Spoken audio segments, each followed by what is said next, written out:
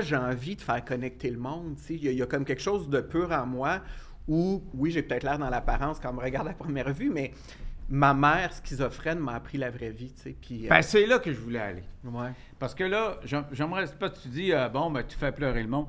Tu nous feras, je veux pas qu'il vous fasse pleurer, là, mais... Moi, je vais te faire broyer avant la fin du show. non, non, mais parce que ça m'a touché, ça. Ta mère, schizophrène, puis elle a 20 ans à l'hôpital, puis elle t'a appelé tous les jours. Ouais. Et c'était été pour toi, je te dirais, un boulet dans ta vie, mais tu as tourné ça en positif. Ah ouais. Et ça, c'est touchant. Raconte-nous ça.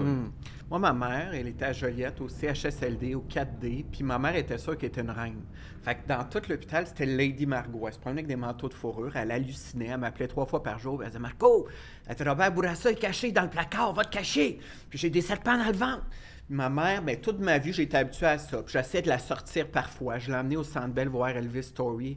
Tu aurais dû voir ça, Denis, en plein milieu du show, une schizophrène qui se lève debout. Elle dit « Elvis! » Elle dit « C'est Margot! » Puis là, la sécurité après nous. Mais ma mère, c'est un phénomène, tu sais. Puis c'était ma mère, tu sais, puis j'allais la voir. Puis vers la fin de sa vie, ils m'ont appelé. J'étais au Cirque du Soleil dans le temps. Ils ont dit « Ta mère, il reste 2 mois à vivre, tu sais. » Puis je suis revenu à Joliette. Je suis arrivé au 4D, j'ai sonné, puis moi, ma vie, là, j'ai compris, c'est la plus belle histoire de ma vie. Je suis rentré, puis il y avait un malade qui m'a regardé, puis il m'a dit « Allô, Marco? » Il dit « Tu m'aimes pas beaucoup? » Je dis « Pourquoi tu dis ça? » Il dit « Ça fait 20 ans que tu passes devant moi et tu m'as jamais regardé. » Ah, j'ai dit « Je suis désolé. » Il dit « Ben moi, je t'aime. Puis il dit « Je sais que ta maman va pas bien. » Il dit « Je suis là pour toi. » Puis quand il m'a dit ça, je me suis mis à brailler, puis j'ai réalisé que j'avais rien compris. Puis en marchant, bien, les schizophrènes sur l'étage m'ont accompagné pendant 2 mois. Puis là, on était assis à terre, puis on chantait du Margeau. Puis « Amène-moi là où ça sent l'amour. » Puis là, ma mère, elle allait fumer avec ses manteaux de fourrure. Puis là, je l'ai vu dépérir. Puis quand elle est morte, juste avant de mourir, elle était dans le coma. Ils m'ont dit qu'elle entendait. Puis j'ai dit « Maman, tu vas être mon héroïne à vie. Puis sache que ton fils va trouver son bonheur. » Puis elle a pris son dernier souffle à ce moment-là. Puis en sortant de la chambre, il y a un gars qui vient me voir, puis il me dit « T'es le fils de Margot? » Il dit « Oui. » Je dis « Oui. » Il dit « C'est un bonheur de te rencontrer. » Je dis « Merci. » Je dis « Vous êtes qui? » Il dit « T'as pas besoin de savoir je suis qui, mais dis-nous, ça fait 20 ans qu'on entend parler du prince Marc. » Il dit « T'es un prince, mon homme. » J'ai dit « C'est boire, sortez le Botox. » C'est là que j'ai compris que j'étais un prince. Non, mais quand même, t'as compris que ta mère, elle t'avait dans le cœur toute sa vie. Ben oui. Tu sais, c'est pour ça que les gens, même en croissance personnelle, ils vont marcher sur le feu avec Tony Robbins. Puis moi, je leur dis, garde, le vrai feu, tu vas être dans Gravel à Terrebonne après. T'as pas besoin d'aller rail. Moi, ma mère, schizophrène, elle m'a enseigné l'amour. Elle avait rien, ma mère. Elle avait plus de mari. Ils ont enlevé son fils. Elle est internée à clé. Puis 3 fois par jour, elle dit, mon fils, je t'aime. Il n'y a personne dans ma vie qui m'a aimé de même. Puis j'ai beau aujourd'hui dire, hey, je vais atteindre le monde. L'amour que ma mère m'a donné, c'est inestimable. Fait qu'aujourd'hui, je la porte en moi, puis je la fais revivre dans mon show, en fait. Puis à la fin de mon show, je retrouve Lady Margot. Je rentre dans le rideau, puis je retrouve ma mère. Puis ben, ça a été ma plus grande leçon de vie, tu sais. Puis la leçon que moi, je retenais en voyant ton témoignage, c'est que elle t'a appelé 3 fois par jour. Tu sais, tu savais, puis des fois, tu répondais pas, Ouais. puis bon. Ouais. Mais c'est quand elle est décédée que tu as compris cet amour-là. Ben oui, parce que jeune, j'avais honte un peu. Tu sais, ma mère était malade, elle avait du poil, elle était bien exubérante aussi. Fait que quand j'allais dans un centre d'achat à 20 ans, puis tout le monde nous regardait, puis tu sais, j'ai tout vu. Puis c'était lourd, puis avoir une mère qui compte sur toi, puis... Mais quand elle est morte, j'ai réalisé qu'elle me donnait le doctorat de la vie, tu sais. Aujourd'hui, c'est ma qualité de coach. J'ai beau avoir tous les diplômes du monde. Quand les gens viennent me voir, ils me disent « Je viens te voir parce que je sais que tu vas me comprendre. » S'il y a un gars qui me jugera pas, c'est bien toi, Ciboire. Fait que ma mère, c'est très touchant, tu sais. Puis récemment, je me dis que j'y pense un peu moins, puis je vivais un petit moment difficile, puis j'ai dit « Wow, tu sais, dès que je reconnecte à ma mère, je reconnecte à la vie, tu sais. » Fait que, ouais, comme quoi dans la vie, moi j'appelle ça des cadeaux mal emballés. Hein? On a des hosties d'épreuves, mais finalement, souvent, c'est la vie qui essaie juste de me montrer. Ma mère, je ne demanderais pas une mère normale. Il me fallait une mère de même pour que je devienne un prince, puis qu'aujourd'hui, je viens de voir Denis Lévesque. Tu sais, avec le temps, tu réalises que la vie te pousse souvent, puis j'ai l'impression que c'est peut-être ça avec les 9 millions d'humains, qu'on arrête peut-être de se battre contre la vie, puis qu'on danse avec elle un peu plus. Tu sais, la vie est challengeante, mais on est tous dans le même bateau. Toi, tu te fais challenger ces réseaux présentement, tu as eu ton lot d'épreuves, moi aussi. Mais on se parle aujourd'hui de cœur à cœur, puis si ouais, ça fait du bien, tu sais. Ouais. Fait que c'est ça. Ma mère, c'est ma Céline. Donc, elle t'a aidé à te refaire une vie. Mais moi, là, ce que je comprends pas, là, quand je lis tes notes, puis je t'entends Ouais. parler, comment t'es passé de... Tu sais, OK, t'as vu du monde à New York, puis... Ouais. bon, mais anyway, ce monde-là, tu les as pas revus parce que c'était du monde de galère. Là. Ouais.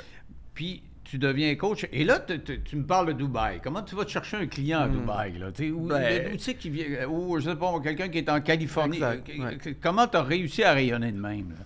Mais ce qui est fascinant, c'est que longtemps, avoir été à la télé, moi j'approchais à la télé il y a quelques années, puis il était comme, écoute, on sait même pas où te placer, je rentrais pas dans les normes. Puis... Ouais. Fait que j'ai jamais eu cet exposure-là, mais j'ai fait ma crédibilité. Tu sais, les premières années, là, je coachais, là, c'était fou. J'ai commencé à coacher des mamans, puis commencé à coacher en entreprise. J'avais un MBA, fait que, tu sais, j'allais faire des formations en leadership. J'ai enseigné la communication non verbale à l'université. Fait que, tu sais, je mangeais mes croûtes. Puis là, à un moment donné, ben, il y a une actrice qui m'a appelé, puis qui en a parlé à un autre. Puis là, ben, il y en a une qui s'en allait à Monaco. Puis là, j'ai un joueur de hockey, sa blonde avait entendu parler de moi. Puis après 15 ans, j'ai coaché 7000 heures. Puis, tu sais, des premières années, un client m'a rappelé ça. Il dit, à un moment, j'ai été le voir, et tu t'es tombé sans connaissance parce que tu mangeais pas. Tu sais, écoute, j'ai bûché, là. Denis, j'ai mangé mes croûtes. Tu sais, moi, l'humain, aujourd'hui, j'ai un respect pour lui parce que c'est devenu une business. C'est plus qu'une business, c'est une vocation, tu sais. Puis chaque personne qui s'assoit devant moi, en fait, on a 2 questions à se répondre. Quand tu t'assois devant moi, Denis, Pose-moi là. Je te pose. Première question, t'es qui? Une grosse question. Who the fuck are you, Denis? Ah ouais, ben moi, je suis quelqu'un qui a gagné sa vie à faire être dans les médias, mais je suis beaucoup Au-delà plus que de ça. ça, Je suis ouais. beaucoup plus que ça. C'est pas les gens, c'est ça que je suis, mais je pense à être quelqu'un qui s'est réparé. Un peu comme toi. Tu dis, on a tous des fractures. Pourquoi tu buvais? Parce que plus jeune, j'ai été élevé dans une famille où ça buvait beaucoup. Puis j'ai je te dirais en 1976, ça fait 2 ou 3 fois que je le compte, puis je me sens tout le temps un peu, pas coupable de le compter, mais je trouve ça un peu égocentrique. Mais anyway, je vais te le raconter. Mais en 76, ma mère a eu le cancer. Le cancer le même que Robert Bourassa. Puis ils ont dit, il y a 50% des chances qu'elle ne passe pas au travail. Et mon père, qui travaillait comme un défoncé à cette époque-là, il avait 40 quelques années, était à son meilleur, était un notaire. Il a pété une coche, là, vraiment. Il a pété un fusil, puis il est parti. Il a été porté disparu pendant 2 ou 3 mois. Wow. Et en même temps, j'avais une blonde, et son petit frère de 16 ans est décédé 2 semaines après. Et il a fallu que j'aille acheter le cercueil du jeune homme Bernard, qui s'appelait. Et puis là, je me voyais en train, dans quelques mois ou quelques années, ou je ne savais pas, mais d'aller acheter un cercueil pour mon père qui était porté disparu. J'étais sûr qu'on n'allait jamais le retrouver. Mais pendant ce temps-là, j'avais 18 ans, puis j'ai été le père, on avait une famille de 4 enfants, puis ma mère, qui était à l'hôpital encore, puis qui pleurait tout le temps. Et donc, j'ai été... Tu t'es occupé de la famille. Oui, j'ai été le père pendant 5-6 mois, jusqu'à ce qu'il le retrouve. Et puis, bon, qu'il redevienne mon père, parce qu'il m'a beaucoup inspiré. Il s'est reconstruit. Mais il était où pendant ce temps-là? Il était à New York. Bon, Ils l'ont trouvé à New York. Ouais. Wow! Oui, c'est vrai, c'est exactement. Fou. Qu'est-ce qu'il faisait à New York? Il s'était comme sauvé. Comme je te dis, il a comme paniqué, puis il est parti. OK. Et ils l'ont retrouvé 2 ou 3 mois après, à New York. Mais moi, j'ai beaucoup admiré parce qu'il est arrivé dans une petite communauté comme Robertval, tu sais, c'était petit. Puis il a dit mamérage, il est parti avec sa secrétaire, puis il a volé du monde, tout à fait le même. Et il est revenu, puis il s'est refait un nom. Puis il a refait un tas de bénévolat. Quand il est décédé, on s'est rendu compte qu'il faisait du bénévolat dans 15-20 organismes que je connaissais même pas. Puis on ne savait même pas, il faisait pas ça pour se vanter de le faire, il le faisait pour le faire.